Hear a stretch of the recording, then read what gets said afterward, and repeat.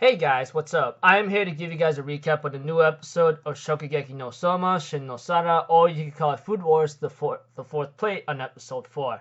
Now, this episode begins the match between Soma and Aldini-kun along with Megumi-chan against Saito Some, Itsuya Senpai, and Momo Senpai, you know? And of course, we do get to see this episode that we get to see Shinomiya in this episode, and I'll get to that in just a moment.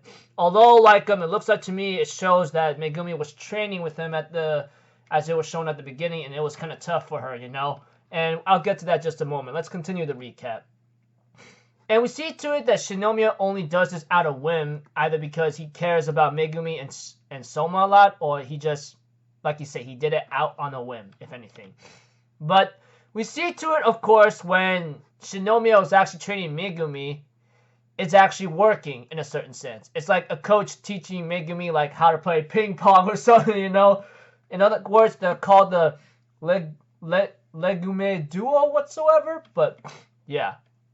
But we also get to see the scene why Erina chose Soma, Megumi, and Aldini to work together. It's because she not only sees their individual strength but their teamwork, which is why this is all up to them right now to see how they make use of it, you know? Because it's a team Shokugeki. You can help each other out no matter what. And we get to see a scene that we see Aldini-kun thinly slice the ginger very perfectly. It's like the thinner and more uniformly you slice it, the more you spread the aroma throughout the whole entire dish. And Megumi ends up beating the eggs and then adding some wasabi sugar along with that has a mild, gentle sweetness so it won't foam up, you know? And then she adds some honey and mirin in it, and then thanks to Aldini-kun's help with some weak flour, and then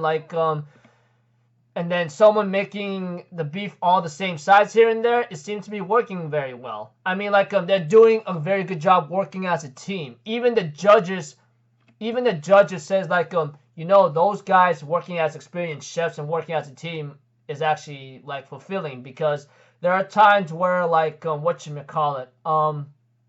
that you cannot be able to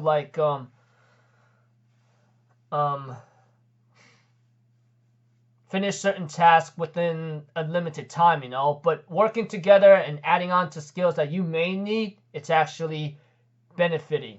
But we get to see Momo Senpai's dish as she starts to bring out certain hallucinations in multiple people, especially that mild, crazy MC corrupted bee whatsoever.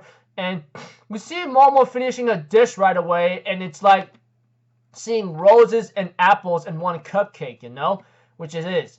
And we see to it that that Momo Senpai ends up using something called damask rose, you know, and this ingredient of the rose is known to have the most elegant fragrance, and it's known to be the queen of roses, which is why something in history of Queen Cleopatra loved these roses and she put them in her bath to enjoy the scent, you know. And we see to it that Hayama points out about having the scent that strong, infusing it didn't fall apart. And we see to it that Ro adds in that, yeah, but to make that kind of scent that strong, you have to reduce the whole thing. But simmering would turn the apples to mush. But Momo Senpai therefore tells Yo and everyone else, saying, I didn't simmer them. I just let the apples soak up the rose's scent. And after I gently wash the damask rose petals in the water, I toss them into the pot. That's how I was able to make really sweet pink rose syrup. I even sliced the apples very thinly.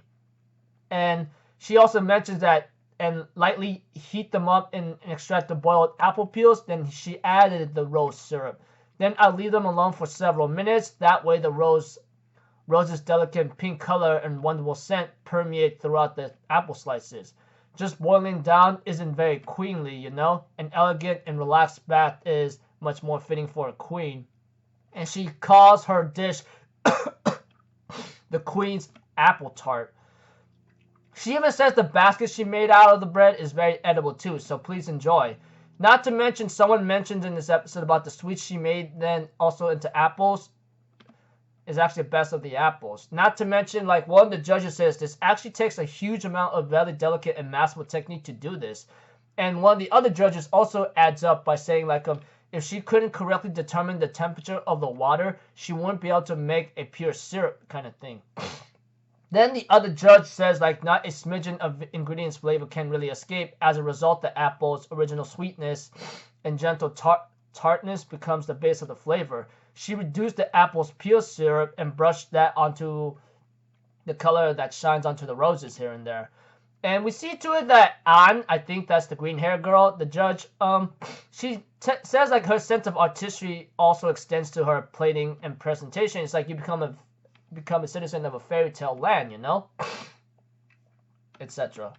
And we see Megumi's dish, which is a doroyaki or something, which most of her friends are pretty concerned about this because Momo Senpai's dish was actually visually nice and extravagating in terms of visual performance and tastiness. But now that Megumi used a doroyaki, which is really plain and simple, it's really concerning for her friends, etc. But we get to see the inside of the dish where it had shiron, white bean paste, and mixed with that of a diced chunks of apple here and there. And one of the judges who is entranced by Megumi's aroma scent, you know. But in terms of appearance, it's Momo Senpai's is still superior.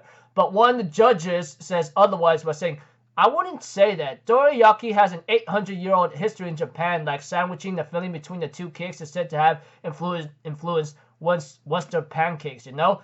And that judge, when he decided to take a bite, he was blown away by the wasabi and sugar, honey, and tofu make up the smooth, silky cakes that gently caress the lips, you know?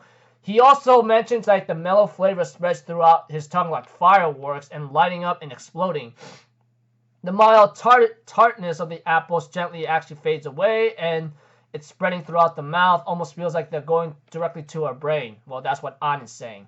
And she also mentions that the moist richness of these cakes packs that much of a punch, you know. And the greatest secret behind this flavor is what's spread inside the cakes, and it's the apple butter.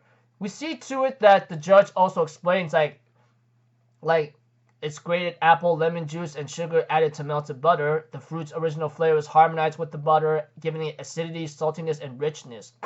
And one of the judges, however, says, but in order to make this correctly, you need to perfectly blend these two totally different ingredients together and emulsify them. It's like this. They're trying to say like it's similar to like mixing oil with water, you know? Even the judge An says like even professionals have difficulty bringing out the butter smooth shine without letting it separate. This requires a rather specific cooking technique, and we see to it that Megumi explains that she used Monte or puree. It's really hard for me to even speak French, okay? I can't pronounce this word, Monte or puree. How you say in that accent? I'm not trying to mock anyone, okay? Forgive me. But we see to it that it's a French cooking technique that Megumi learned from Shinomiya. And we see to it eventually Shinomiya beats it into Megumi to say like, to instantly determine the true deliciousness of your ingredients, you have to find a way how to build up in a masterful way with knowledge and skills. And we see to it that we get a flashback of where Megumi was training with Shinomiya, and Shinomiya saying, I'm going to teach you a technique that is called Monte et Puree.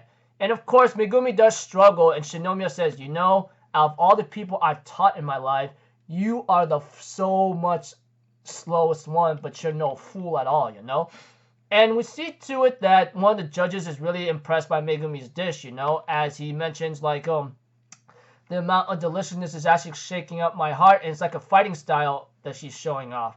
And we see to it that, like, yeah, but it doesn't compare to the intense aroma and sweetness here and there. But we see too that An tells the judges that there's something else in there. As she continues to eat it, she's really shocked and surprised. And Megumi and the episode ends up with Megumi's like finding determination, not giving up, you know, that kind of thing. Next episode is called You're Through, apparently. So yeah.